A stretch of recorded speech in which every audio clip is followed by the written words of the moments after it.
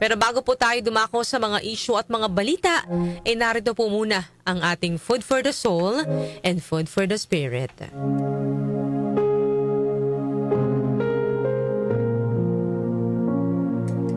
Isang gabi, biglang nag-brown out sa isang maliit na barangay. Napuno ng kadiliman ng buong paligid. Tahimik, malamig, at may halong takot. Sa dulo ng kalsada, naroon ang bahay ng batang si Maya, na ngayon ay takot na dahil sa dilim ng kanyang paligid. Umiiyak siya habang yakap-yakap ang kanyang unan sa kanyang silid. Lalo pang nagpadagdag sa takot ni Maya ang ingay ng mga kuliglig at ang mga kaluskos sa kanyang paligid. Maya-maya pa'y pumasok ang kanyang lola sa kwarto na may dalang kandila at posporo. Sabi ni Maya, "Lola, ang dilim po. Natatakot po ako." Tahimik na lumapit ang kanyang lola at sa marahang galaw, sinindihan nito ang kandila. Dahan-dahang kumalat ang liwanag nito na bagaman hindi kasing lakas ng ilaw ng bumbilya, ay sapat para makita ang paligid ng kwarto. Nagsalita naman si Maya, "Salamat po, Lola. Hindi na masyadong nakakatakot." Umupo si Lola sa tabi niya at niyakap siya. At saka nagsalita, "Apo, minsan sa buhay, darating talaga ang dilim. Yung tipong wala kang makitang direksyon. Di mo alam kung saan pupunta. Pero tingnan mo ang kandila. Maliit lang ang apoy, pero sapat na para mayroon kang makita at hindi ka madapa." Tahimik si Maya, pinagmamasdan ng kandila na para bang naaaliw sa liwanag nito. Pero ilang sandali lang, biglang hinipan ni Lola ang kandila. Nawala muli ang liwanag.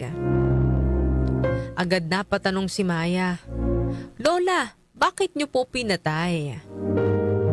Sumagot naman ang Lola, "Kasi gusto kong mapansin mo ito. Ngayon, mas nakikita mo na kahit kaunti ang paligid, hindi ba? Mas kalmado ka na. Alam mo kung bakit? Kasi nasanay na ang mata mo sa dilim." Napatango si Maya sa sinabi ng kanyang lola. Nagpatuloy pa ang kanyang lola sa pagsasalita. "Paglaki mo, mauunawaan mo na sa buhay ay may pagkakataon na makararanas tayo ng kadiliman. At minsan, hindi agad ibinibigay ng Diyos ang liwanag. Kasi gusto niya tayong matutong magtiwala kahit wala tayong nakikita." Ano po ang aral na mapulot po natin sa kwento natin ngayong araw po ng Friday? Ang buhay mga kanyusik hindi po laging maliwanag. May mga pagkakataong dadaan din po tayo sa madilim na daan. Yung tipong wala tayong makita. Puro pagsubok. Walang malinaw na kasagutan. Walang malinaw na solusyon. Diba may mga nagsasabi pa na kapag dumaan tayo dyan sa parte ng buhay natin na yan, para tayong pinagsakluban ng langit at lupa. Kapag naranasan natin ang madilim na bahagi ng buhay, pakiramdam natin mga kanyusik, no, wala ng direksyon, hindi natin alam saan tayo tutungo at nawawalan tayo ng pag-asa. Pero tandaan po natin, kahit sa gitna ng dilim, may kandilang nagliliyab sa loob natin. Ito po ay ang pananampalataya natin sa Diyos. Ito po yung hindi dapat mawala sa atin kahit tayo po ay nababalot na ng takot sa gitna ng kadiliman ng buhay. Lagi po tayong magtiwala na kahit hindi pa natin nakikita ang solusyon, kasama po natin ang Diyos. Hindi tayo iniiwan.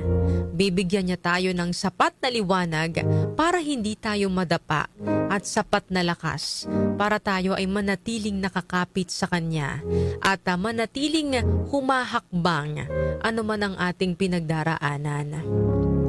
Lagi rin po natin tatandaan na minsan ang dilim po ay hindi parusa, kundi paanyaya para tayo ay matutong magtiwala at maghintay sa liwanag na darating sa tamang oras. Sabi nga po sa John chapter 8 verse 12, when Jesus spoke again to the people, He said, I am the light of the world. Whoever follows me will never walk in darkness, but will have the light of life. Yan po ang ating Food for the Soul and Food for the Spirit ngayong araw po ng Friday.